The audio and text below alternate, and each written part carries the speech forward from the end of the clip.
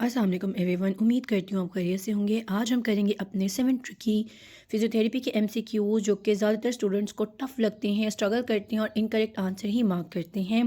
तो ये 7 एमसीक्यूज़ हैं, कोशिश करें साथ के साथ आप करें और देखते हैं आपके कितने आंसर्स ठीक होंगे। कमेंट बॉक्स में आपने ज़रूर बताना है कि इन 7 में से आपको कितने एमसीक्यूज़ आते थे। क्वेश्चन नंबर 1 से स्टार्ट करेंगे।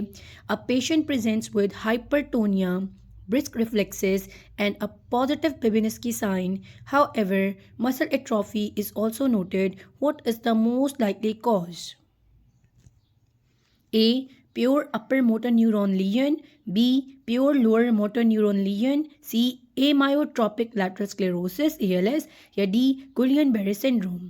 पेशेंट है, हाइपरटोनिया है, रिफ्लेक्सेस उसके ब्रिस्क हैं, पॉजिटिव बेबीनेस की साइन है और साथ में मसल एट्रॉफी भी नोटेड की गई है। तो कौन सा कॉज होगा इसका? 5 सेकेंड होंगे, आप गेस करें इसका आंसर क्या हो सकता है। करेक्ट आंसर है इसका सी, ए मायोट्रोपिक लैटरल स्क्लेरोसिस, क्योंकि एएलएस के अंदर आपको अपर मोटर न्यूरॉन और साथ में लोअर मोटर न्यूरॉन साइंस दोनों मिलते हैं, साथ में एट्रॉफी भी और हाइपर रिफ्लेक्सिया भी। तो करेक्ट आंसर आपका एएलएस है। Question number 2. Which of the following statements about eccentric muscle contraction is false? इनमें से कौन सी eccentric muscle contraction के बारे में जो statement है वो गलत है? A. It generates more force than concentric contraction. B. It requires more energy than concentric contraction. D. It involves muscle strengthening. It involves muscle lengthening under tension. D. It plays a role in deceleration movements.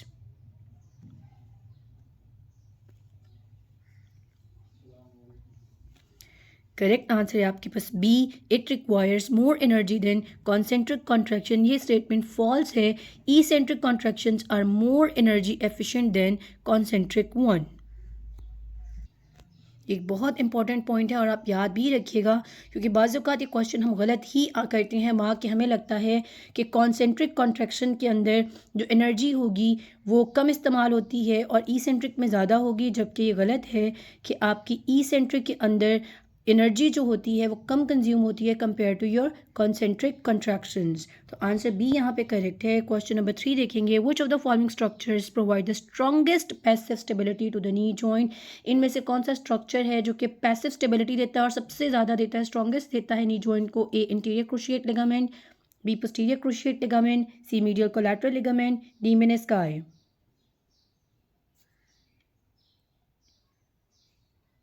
Correct answer है आपके पास B, posterior cruciate ligament. Posterior cruciate ligament is the strongest ligament and prevents posterior tibial translation. Question number 4. A patient sustains a mid-shaft humerus fracture and is unable to extend their wrist. Sensation is intact over the lateral dorsum of the hand. Which nerve is most likely injured? Mid-shaft humerus का fracture हुआ है, extension नहीं हो पा रही wrist की और sensation लेकिन इंटैक्ट है। कहाँ पे? Lateral dorsum of the hand पे।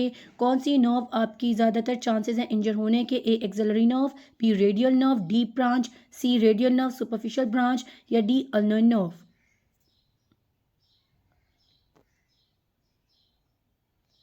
करेक्ट आंसर है आपके पास बी, रेडियल नर्व की deep branch. The deep branch of the radial nerve primarily controls motor function and causes wrist drop without sensory loss.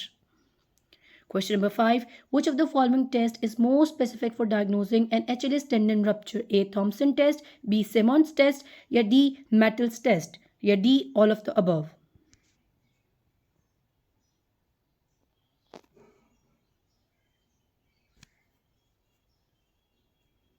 Correct answer है D, all of the above. इन सब से आप क्या कर सकते हैं? आप असेस कर सकते हैं एचिलिस टेंडन रप्चर को। Question number 6. A 65-year-old patient presents with resting tremors, bradykinesia, postural instability. However, they do not respond well to dopamine-based treatment. What condition should be considered? A. Parkinson's disease, B. Multiple system atrophy, C. Essential tremor, D. Huntington's disease. याद रखें, resting tremors है, ब्रेडिकाइनेजिया है, postural instability है, लेकिन patient respond नहीं कर रहा dopamine based treatment को। तो कौन सी कंडीशन हो सकती है?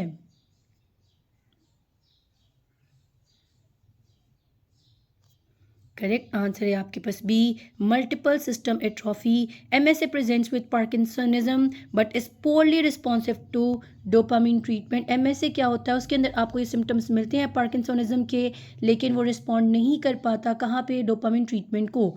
तो करेक्ट आंसर बी है, multiple system atrophy. Question number 7, which of the following spinal tract is responsible for pain and temperature sensation. बहुत ईजी क्वेश्चन है, लेकिन अक्सर ये गलत मार्क किया जाता है। इनमें से कौन सी स्पाइनल ट्रैक्ट है जो पेन और टेम्परेचर की सेंसेशन लेकर जाती है, उसके लिए रिस्पॉन्सिबल है। A dorsal column, B corticospinal tract, C spinothalamic tract, या डी वेस्टिबुलोस्पाइनल ट्रैक्ट।